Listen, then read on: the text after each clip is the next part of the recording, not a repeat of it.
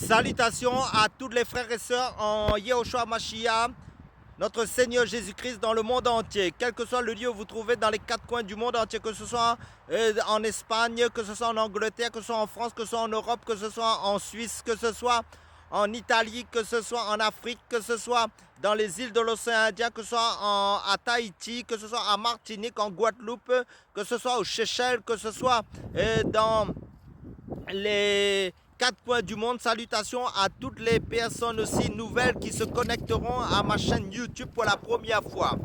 Parce que sur ma chaîne YouTube, on ne fait que parler, que nous édifier, que nous encourager, que nous fortifier, que nous consoler quand Jésus-Christ, notre espérance, notre Dieu, notre sauveur de notre âme, notre salut, notre roi des rois, notre Seigneur des seigneurs, notre Eloah, notre Yehoshua Hamashiach en langue hébraïque, Jésus-Christ de Nazareth.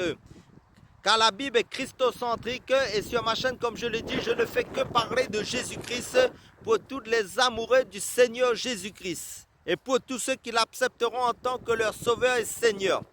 Et soyez aussi bénis toutes les personnes qui pourraient me persécuter ou parler mal de moi à cause du Seigneur Jésus-Christ, car je suis fou de Jésus-Christ, mon amour éternel. Amen. Donc nous allons prendre un passage dans la Bible pour partager la parole. 2 Timothée chapitre 3 verset 16 à 17 nous dit « Toute écriture est inspirée de Dieu ».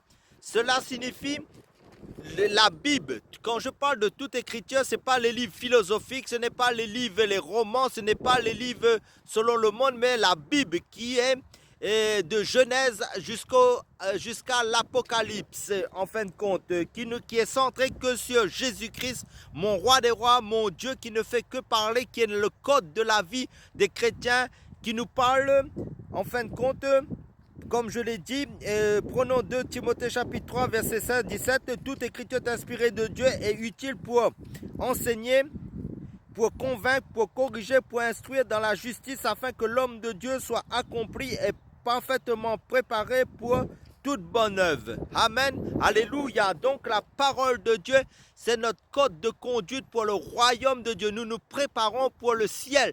Nous nous préparons pour le royaume de Dieu maintenant, ici-bas, en lisant la parole de Dieu qui nous façonne, qui nous enseigne par le Saint-Esprit, pour nous convaincre, pour nous corriger, pour nous instruire dans la justice, ça veut dire dans la volonté de Dieu, parce que la parole de Dieu nous amène à discerner entre ce qui est bien et ce qui est mal, pour discerner la volonté de Dieu, pour pratiquer. La parole de Dieu ne consiste pas seulement à lire, mais à pratiquer. C'est une vie, c'est vrai, de théorie et de pratique dans la vie quotidienne, que ce soit sur le plan familial, que ce soit sur le plan professionnel, que ce soit dans tous les domaines de notre vie, qui nous éduquent selon les principes du royaume de Dieu, comment parler, tout cela. Si vous lisez la Bible, cela va vous éduquer selon, nous enseigner, nous façonner par le Saint-Esprit. Sans le Saint-Esprit, parce que c'est Jésus-Christ seulement qui bâtit son Église. Et nous sommes fondés que sur Jésus-Christ depuis notre nouvelle naissance. Si nous avons reçu la nouvelle naissance et le baptême du Saint-Esprit, si nous avons été accepté Jésus-Christ en tant que notre Sauveur, notre Seigneur, pour le salut de notre âme. Donc, qu'est-ce que la Bible? La Bible est le livre le plus répandu dans le monde.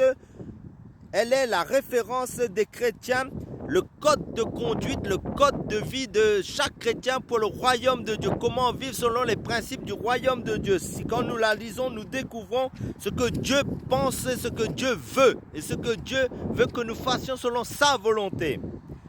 Elle est la parole de Dieu, ça veut dire elle est notre foi, parce que Jésus-Christ c'est notre foi et Jésus-Christ c'est la parole de Dieu, et selon Apocalypse chapitre 19 verset 13, parce que la parole de Dieu dans Romains chapitre 10 verset 17, il dit la foi vient de ce qu'on entend vient de la parole de Christ, et l'homme ne vivra pas seulement de pain seulement, mais de toute parole qui sort de la bouche de Dieu. Ça veut dire quoi?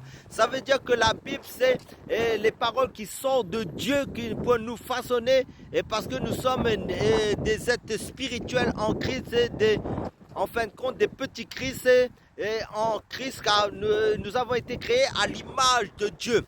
Depuis Genèse chapitre, depuis le début dans la Genèse, et Dieu en Jésus-Christ nous a ramenés à lui et nous a scellés de son esprit.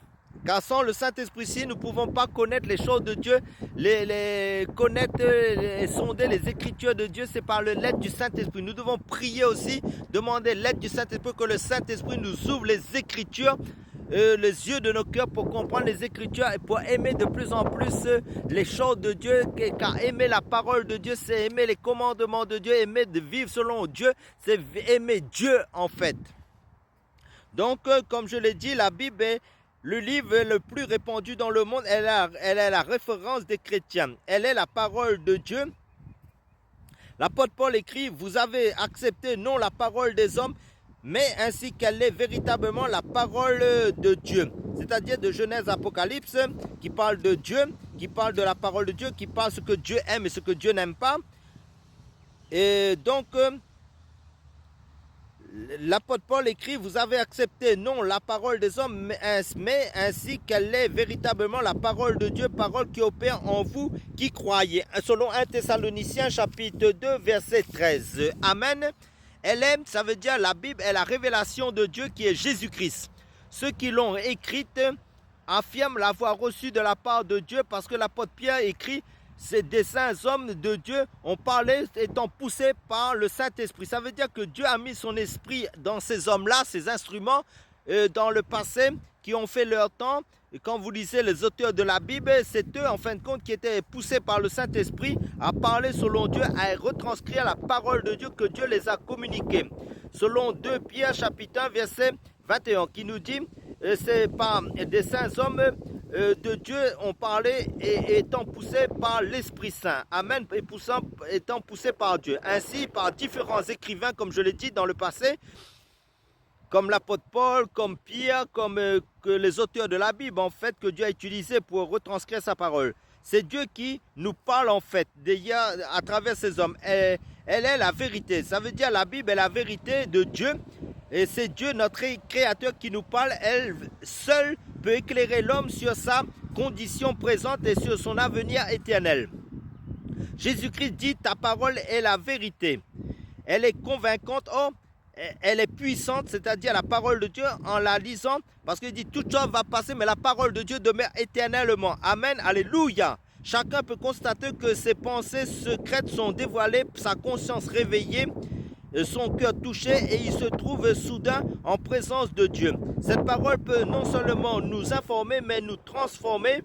La parole de Dieu est vivante et opérante et plus pénétrante qu'une épée. Selon Hébreux chapitre 4 verset 12, elle a apporté la paix en fin de compte et la conviction de la vie éternelle à des multitudes de personnes qui y puisent leur certitude et leur raison de vivre. Amen. Alléluia. Ces affirmations peuvent nous surprendre, mais faites-vous vous-même votre propre opinion en la lisant vous-même, en expérimentant la parole de Dieu personnellement dans votre vie. Vous verrez les bénéfices, les bénédictions à travers sa parole pour la vie éternelle. Parce que le Seigneur dit, ne travaillez non pour la nourriture qui périt, ça veut dire, c'est vrai que la nourriture physique, nous mangeons pour notre corps physique parce que ce corps physique ne dure pas tout le temps, mais mangeons la parole de Dieu qui demeure éternellement pour notre âme, pour notre esprit. Amen, pour notre homme intérieur. Amen, alléluia, qui demeure éternellement avec nous pour l'éternité. Amen. Soyez tous bénis à travers ces quelques paroles d'encouragement, des paroles d'éclaircissement, ces paroles d'édification dans la persévérance en Jésus-Christ, car Jésus-Christ revient prendre une église sans tache ni ride dans la sanctification et la paix. Parce que la parole de Dieu nous sanctifie aussi si nous la gardons et si nous la vivons correctement en fonction de ce qu'elle dit dans sa parole. Amen. Alléluia.